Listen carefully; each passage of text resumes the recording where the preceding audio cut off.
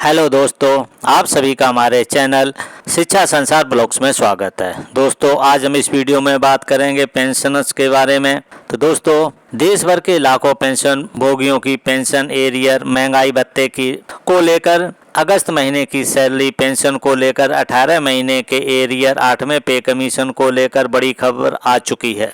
Commutation को लेकर तो दोस्तों पूरी जानकारी आपको इस वीडियो के माध्यम से मिलेगी, तो आप इस वीडियो को शुरू से लेकर लास्ट तक पूरा जरूर देखिएगा। आगे बढ़ने से पहले आपसे एक गुजारिश है कि यदि आप पहली बार इस चैनल को देख रहे हैं और अभी तक आपने इसको सब्सक्राइब नहीं किया है तो आप इस चैनल को सब्सक्राइब जरूर कर लीजिएगा और वीडियो को लाइक कर दीजिएगा, शेयर कर दीजिए और हाइप कर दीजिएगा। तो दोस्तों, तो चलिए वीडियो शुरू करते हैं। तो दोस्तों, सबसे पहले यहाँ पर जैसे कि आपको मालूम होगा कि 17 अगस्त 2026 को नई दिल्ली के विज्ञान भवन में पेंशन भोगियों के लिए कार्यशाला आयोजित की गई थी। कार्यशाला जो आयोजित की गई थी, इस कार्यक्रम में केंद्रीय कार्मिक लोक शिकायत और पेंशन मंत्रालय में राज्य मंत्री डॉक्टर जितेंद्र सिंह ने पेंशन व्यवस्था और पेंशन सेवाओं को लेकर कई महत्वपूर्ण बातें कही। तो दोस्तों, इस पूरी खबर को चलिए आपको बता दें कि सरकार ने क्या कहा। डॉक्टर जितेंद्र सिंह ने क्या कहा। डॉक्टर जितेंद्र सिंह ने कहा कि सरकार पेंशन सेवाओं में तकनीकी का इस्तेमाल लगातार बढ़ा रही है। उन्होंने कहा कि तकनीकी आधार पेंशन सेवाओं से काम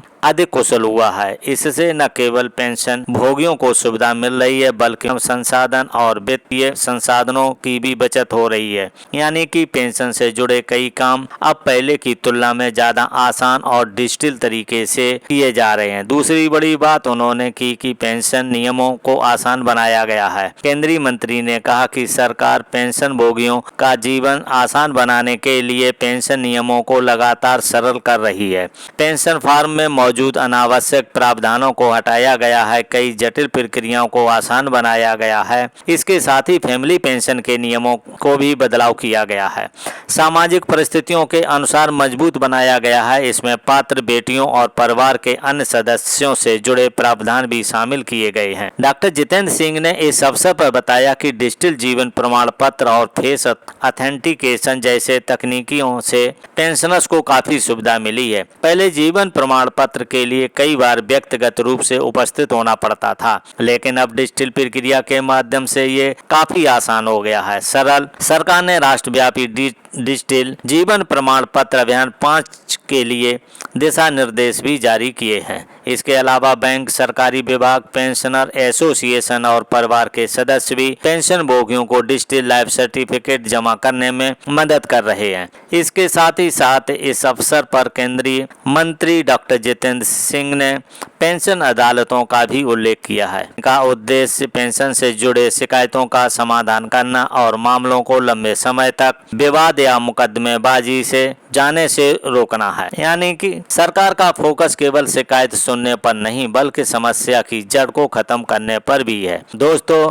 डॉक्टर जितेंद्र सिंह ने इस अवसर पर कहा है कि सरकार के अनुसार भविष्य पोर्टल और दूर तकनीकी आधार व्यवस्थाओं से पेंशन प्रक्रिया को सरल बनाने में मदद मिली है। पेंशन से जुड़ी सेवाओं और जानकारियों को एक जगह उपलब्ध कराने की दिशा में काम किया जा रहा है ताकि पेंशनर्स को अलग अलग जगह भटकना ना पड़े। तो दोस्तों, कार्यक्रम में अनुभव पहल की भी खास चर्चा रही है। ये पहल 2015 में शुरू की गई थी। इसका उद्देश्य सरकारी कर्मचारियों के लंबे कार्यकाल के दौरान प्राप्त अनुभव और ज्ञान को सुरक्षित रखना और उसका उपयोग प्रशासनिक सुधारों के लिए करना है। अब तक इस पोर्टल पे 14,000 से ज्यादा अनुभव साझा किए जा चुके हैं। 2026 के राष्ट्रीय अनुभव पुरस्कारों के लिए 2000 से ज्यादा नामांकन प्राप्त हुए हैं, जो अब तक की सबसे बड़ी संख्या बताई गई है। इस कार्यक्रम में 5 विजेताओं को राष्ट्रीय अनुभव पुरस्कार और जरी पुरस्कार भी प्रदान किए गए हैं। इस कार्यशाला में रिटायरमेंट के बाद मिलने वाले लाभों के साथ साथ कई महत्वपूर्ण विषयों पर जानकारी दी गई है। इनमें CGHS सुविधाएं, digital life certificate, face authentication, cyber सुरक्षा, निवेश विकल्प,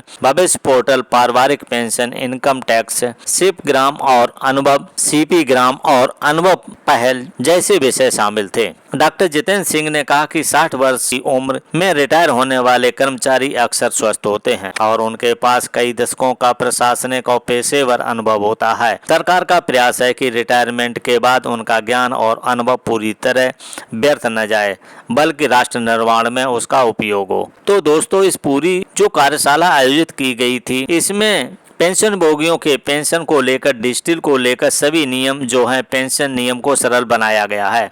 लाइफ सर्टिफिकेट, फेस ऑथेंटिकेशन, भविष्य पोर्टल, अदालत, इन सभी के माध्यम से पेंशन भोगी को सुविधा दी जा रही है। उनका लाइफ को आसान बनाया गया है। सरकार ने पेंशनर्स और रिटायर्ड कर्मचारियों से लगातार सुझाव देने की अपील की है ताकि पेंशन व्यवस्था और बेहतर बनाई जा सके। बस दोस्तों, अगली बड़ी खबर आ चुकी है अगस्त महीने की सैलरी और पेंशन को लेकर। जी हाँ दोस्तों, अगस्त महीने की सैलरी और पेंशन केरल के जो केंद्रीय कर्मचारी हैं और पेंशन भोगी हैं, तो उनकी सैलरी और पेंशन 24 तारीख तक उनके खाते में आ जाएगी। जी हाँ दोस्तों, अच्छी खबर आई है कि 24 तारीख तक उनके खाते में सैलरी और पेंशन आ जाएगी। ये क्यों हुआ है दोस्तों? ये तो ओणम को देखते हुए ये जो फैसला लिया गया है, क्यों सैलरी और पेंशन का भुगतान कर दिया जाएगा जल्दी और इसे राहत काफी मिलने वाली है। वहीं दोस्तों, अगली बड़ी खबर है कि वो 18 महीने के एरियर को लेकर। जी हाँ दोस्तों, सोशल मीडिया पर आए दिन खबरें आती हैं कि 18 महीने के एरियर का भुगतान किया जाएगा। लेकिन दोस्तों, आपकी जानकारी के लिए बता दें, सोशल मीडिया पर जो खबरें आती हैं वो पूरी तरह से सही नहीं होती हैं।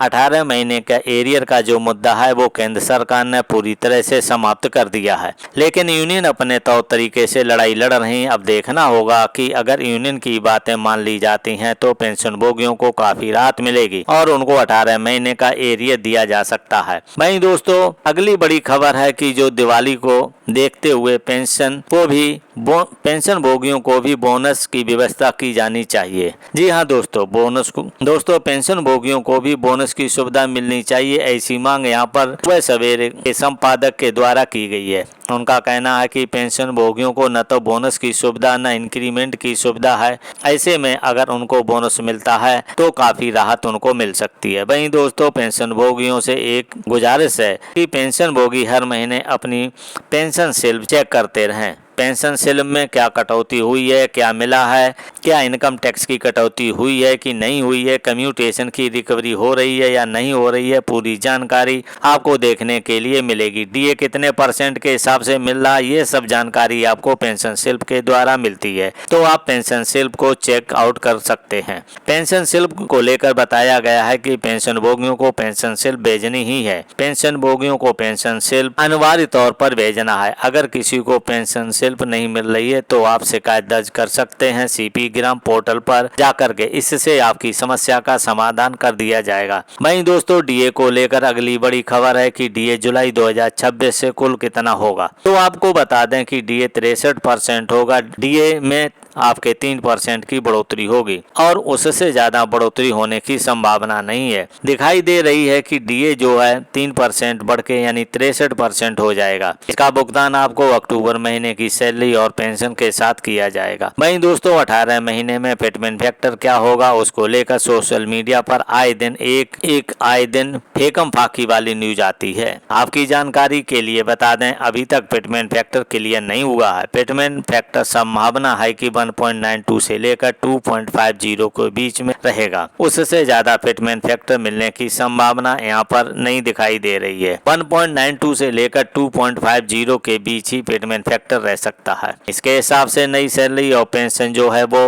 50,000 के आसपास रह सकती है। वहीं दोस्तों, अगली बड़ी खबर आ चुकी है कि पेंशन भवन की जो मांगे हैं, पेंशन भोगियों की जो मांगे हैं, उनको लेकर कम्यूटेशन की जो रिकवरी होती है तो उसकी बहाली जो है 15 साल की जगह 11 साल करने की यहाँ पे मांग की गई है। वहीं फिक्स मेडिकल अलाउंस जो है वो 1,000 रुपए से बढ़ाकर 5,000 रुपए करने की मांग की गई है। साथ में पेंशन भोगियों के लिए बोनस की व्यवस्था की जानी चाहिए, ऐसी मांग की गई है। इसके साथ साथ उम्र के अनुसार पेंशन में बढ़ोतरी की जानी चाहिए, ऐसी यहाँ पर मांग की गई है। साथ में 18 महीने का एरियर पेंशन भोगियों को मिलना चाहिए, ऐसी यहाँ पर मांग की गई है। तो देखना है कि पेंशन भोगियों की इन मांगों के ऊपर का विचार किया जाता है और सरकार पेंशन भोगियों के साथ न्याय कब करती है।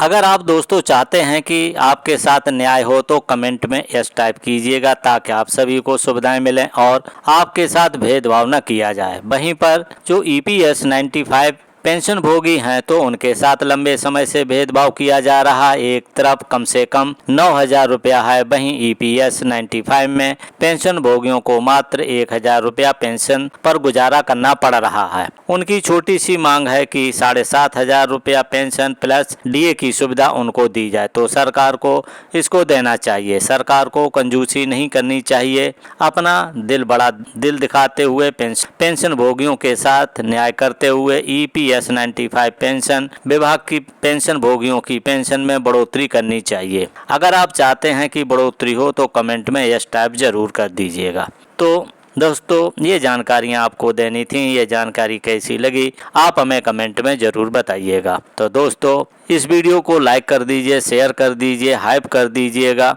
और चैनल को सब्सक्राइब कर लीजिएगा। तो दोस्तों इस वीडियो को देखने के लिए थैंक यू फॉर वॉचिंग। अब मिलेंगे नेक्स्ट वीडियो में नई जानकारी के साथ।